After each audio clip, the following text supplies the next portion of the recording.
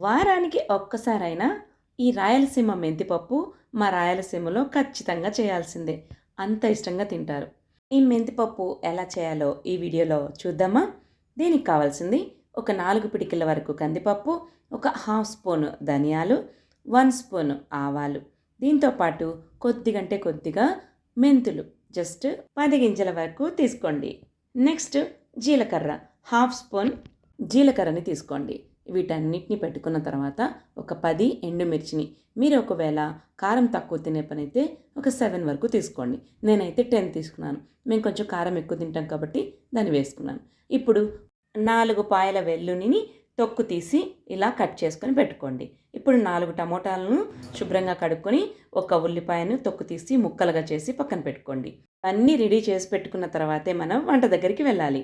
ఇప్పుడు స్టవ్ పైన కుక్కర్ పెట్టి 2 గరిటెల వరకు ఆయిల్ వేసి ఈ ధనియాలు, ఆవాలు, మెంతులు, జీలకర్ర వేసి చిటపటానిన తర్వాత ఎండుమిర్చిని వేయండి. ఎండుమిర్చిని వేసిన ఫ్రాక్షన్ ఆఫ్ సెకండ్స్లోనే కందిపప్పును కూడా వేసేసేయాలి. లేకపోతే ఎండుమిర్చి కలర్ చేంజ్ అయిపోతాయి. బ్లాక్గా వస్తే పప్పు కూడా బ్లాక్గా వస్తుంది, చూడడానికి బాగోదు.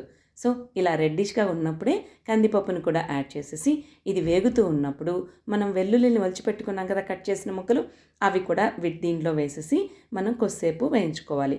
ఇదంతా మొత్తం ప్రాసెస్ ఈ ఫ్రై చేసే టైం అంతా ఒక 5 మినిట్స్లో అయిపోతుంది. ఇప్పుడు పచ్చికరివేపాకు, ఇంగువ కూడా యాడ్ చేసేయండి.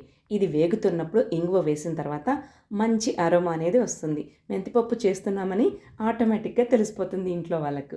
ఇప్పుడు టమోటాలు, ఎర్రగడ్డలు ముక్కలు చేసి పక్కన పెట్టుకున్నాం కదా, వాటిని కూడా వేసేసి జస్ట్ అలా ఒక 2-3 సార్లు అలా తిప్పిన తర్వాత పసుపు, మనకు ఈ మెంతిపప్పు ఎంత గట్టిగా కావాలో దానికి తగినట్టు వాటర్ వేసుకోవాలి. గట్టిగా కావాలనుకున్న వాళ్ళు కొంచెం పోసుకుంటే సరిపోతుంది. లూజ్గా కావాలనుకున్న ఇంకొంచెం వేసుకోండి. ఇప్పుడు ఒక గ్లాస్లోకి వీడియోలో చూపించినంత క్వాంటిటీ తీసుకొని ఆ వాటర్ కొంచెం వేసి అది సపరేట్గా పెట్టండి. ఎందుకంటే పప్పు బాగా ఉడుకుతుంది. పప్పులోని చింతపండు వేసేసామంటే పప్పు హాఫే ఉడుకుతుంది, ఎనుపుకోవడం చాలా కష్టమవుతుంది.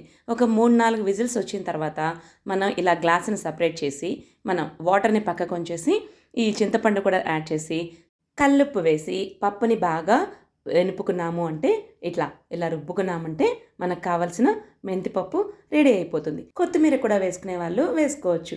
నేను ధనియాలు వేసాను కాబట్టి అవసరం రాదు. ఫస్ట్ టైం మన ఛానల్ చూసేవాళ్ళు సబ్స్క్రైబ్ చేసుకోండి. మీ ఫ్రెండ్స్ అండ్ ఫ్యామిలీ మెంబర్స్కి షేర్ చేయండి.